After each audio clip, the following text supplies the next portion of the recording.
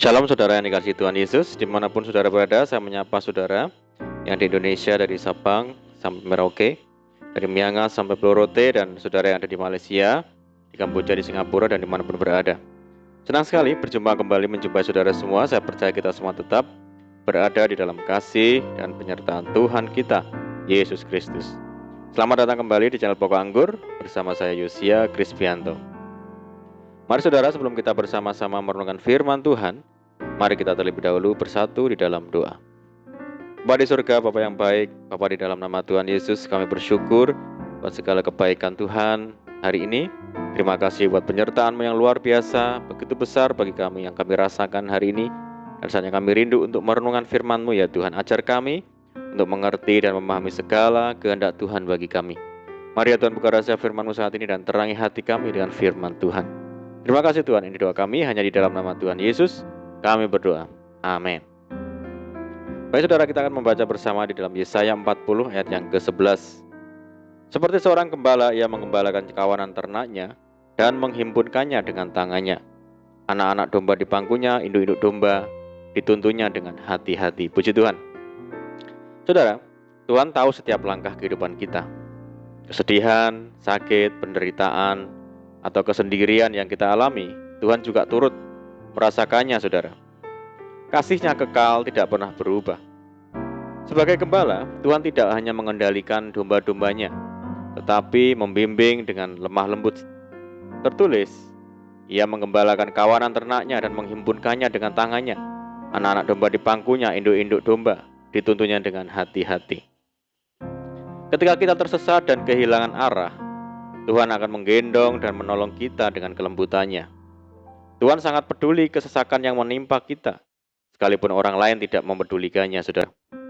Telinganya mendengar setiap seruan dan jeritan kita. Saudara, ketika bangsa Israel sangat menderita karena perbudakan di tanah Mesir, Tuhan juga tahu dan sangat peduli. Firman-Nya kepada Musa, "Aku telah memperhatikan dengan sungguh kesengsaraan umatku di tanah Mesir, dan aku telah mendengar seruan mereka yang disebabkan oleh pengerah-pengerah mereka. Ya, aku mengetahui penderitaan mereka." Tuhan pun bertindak menolong bangsa Israel, saudara. Tertulis, "Sebab itu aku telah turun untuk melepaskan mereka dari tangan orang Mesir dan menuntun mereka keluar dari negeri itu ke suatu negeri yang baik dan luas, suatu negeri yang berlimpah-limpah susu dan madunya, ke tempat orang Kanaan, orang Het, orang Amori, orang Feris, orang Hewi, dan orang Yebus." Sungguh Tuhan sebagai penolong dalam kesesakan sangat terbukti.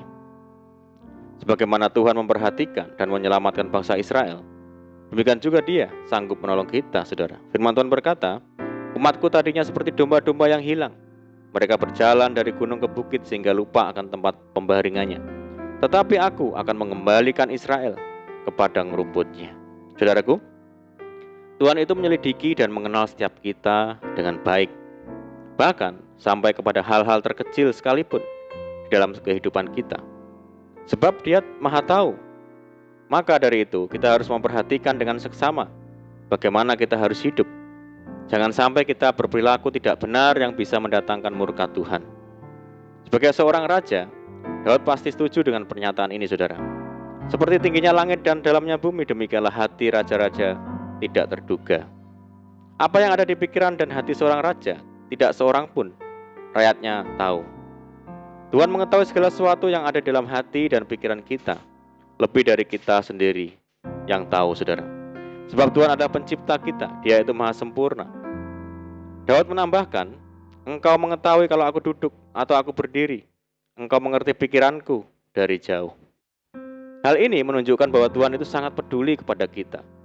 Di saat kita duduk, Dia melihat dan memperhatikan. Manakala kita berdiri, Dia juga ada di sana. Jadi tidak ada satu tindakan pun atau gerak-gerik kita yang terlepas dari pengamatan Tuhan. Termasuk apa saja yang ada di pikiran kita yang sedang kita pikirkan. Bahkan pikiran-pikiran yang masih berupa imajinasi, angan-angan, atau niat dalam diri kita, Dia sangat tahu secara rinci. Alkitab menyatakan, Tuhan menyelidiki segala hati dan mengerti segala niat dan cita-cita. Daud juga berkata, "Engkau memeriksa aku kalau aku berjalan dan berbaring. Segala jalanku kau maklumi." Kemanapun kita pergi, Tuhan ada di sana untuk dan mengawasi kita. Jadi kehidupan kita secara total, mulai dari pikiran ataupun yang sudah berupa perbuatan nyata, semuanya berada dalam pengawasan Tuhan. Lalu dari belakang dan dari depan, Engkau mengurung aku dan Engkau menaruh tanganmu ke atasku. Saudara, hal ini menunjukkan bahwa Tuhan tidak menghendaki kita salah jalan atau tersesat. Karena itulah tangannya selalu menuntun, membimbing, menopang, serta melindungi kita.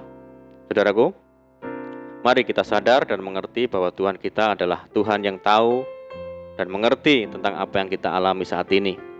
Oleh karena itu, apapun perasaan kita saat ini, keadaan kita saat ini, mari kita utarakan kepada Tuhan. Sebab Tuhan tahu persis apa yang kita alami. Dia yang akan menyediakan jalan keluar bagi kita, anak-anaknya yang setia. Amin, puji Tuhan. Mari kita berdoa. Bapa di surga, Bapa yang baik, Bapa di dalam nama Tuhan Yesus, terima kasih buat firman-Mu. Ajar kami ya Tuhan untuk dapat memperhatikan bagaimana kami hidup di dalam iman dan penyerahan diri total. Dan ajar kami ya Tuhan untuk kuat dan kokoh dalam iman dan pengharapan kami. Sebab Tuhan yang maha mengetahui keadaan kondisi kami dan Tuhan tahu apa yang kami alami. Terima kasih ya Tuhan.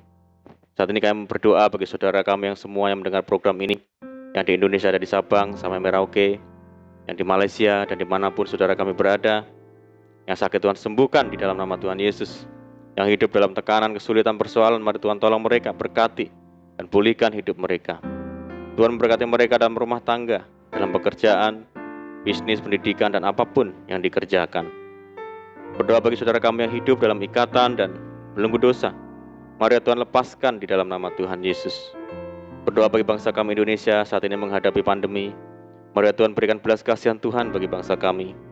Pulihkan bangsa kami Indonesia dan kerinduan kami bersama ya Tuhan. Mohon belas kasihan Tuhan kiranya pandemi global ini segera berakhir, sehingga kami boleh kembali lagi hidup secara normal. Terima kasih Tuhan. Ini doa kami percaya Tuhan mendengar seruan doa kami. Hanya di dalam nama Tuhan Yesus kami berdoa. Amin. Puji Tuhan saudara, kita sudah berdoa. Saya percaya saat ini kita dikuatkan dan diberkati melalui firman Tuhan. Mari saudaraku, kita tetap semangat di dalam Tuhan. Jangan kita berputus asa, tetap berdoa, bersukacita senantiasa, sebab di dalam Tuhan kita sanggup melakukan segala perkara. Selamat malam dan selamat beristirahat. Doa saya menyertai saudara semua. Tuhan Yesus memberkati. Haleluya.